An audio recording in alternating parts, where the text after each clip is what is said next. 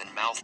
Did you know that the Chinese have a special way to make papayas bigger and sweeter? They usually bend the papaya tree horizontally when it's still young, while the trunk is soft and flexible. First, they make a small cut on the trunk, then gently bend the tree at an angle of 30 to 45 degrees to the ground and tie it to a stake. When the tree grows horizontally, nutrients concentrate more on the fruit instead of the trunk, allowing the papayas to grow larger and sweeter. Not only that, harvesting becomes safer and more convenient, with no need for dangerous climbing. A horizontal tree is also less likely to break in strong winds or storms, which helps it live longer and produce more fruit.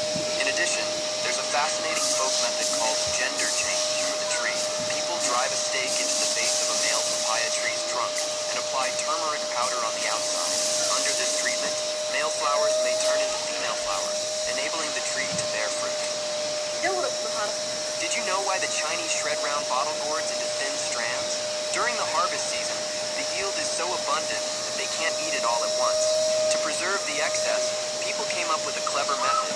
They use a rotating shaft to peel the gourds, then a special tool to shred them into long, thin, uniform strands. These fresh strands are hung on lines and sun-dried, much like hanging laundry. After a few days in the sun, the strands become dry, lightweight, and slightly chewy, and can be stored all year without spoiling. When needed, you just soak them to soften, rinse them clean, and they're ready to stir-fry, cook in soup, or simmer with meat. These dried round bottle gourd dishes not only have a light, rustic flavor, but also reflect a beautiful tradition in Chinese culinary culture. Have you ever seen farmers setting fire to their coconut trees? At first, it looks shocking, as if they're destroying their own hard work.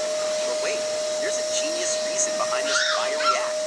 When a coconut tree gets attacked by deadly pests like the red palm weevil or fungal infections, it begins to rot from the inside, silently spreading the disease to nearby trees. To stop this invisible enemy, farmers set the infected tree on fire, not to destroy it, but to sterilize the area and protect the healthy trees around it. What looks like destruction is actually a clever act of preservation. Subscribe for more farming hacks. Chinese farmers made an interesting and most effective method of honey farming using tree trunks and are earning millions of dollars. First, they cut down fig trees and carve them into small blocks. Each block is carefully hollowed out to create space for bees to build their nests. Then, a layer of beeswax is applied inside as the natural scent attracts honeybees instantly. Finally, these hollow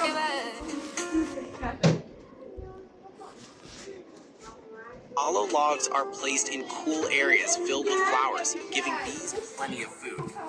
Over time, the logs turn into natural honey factories, a simple, eco-friendly idea that brings farmers massive profits.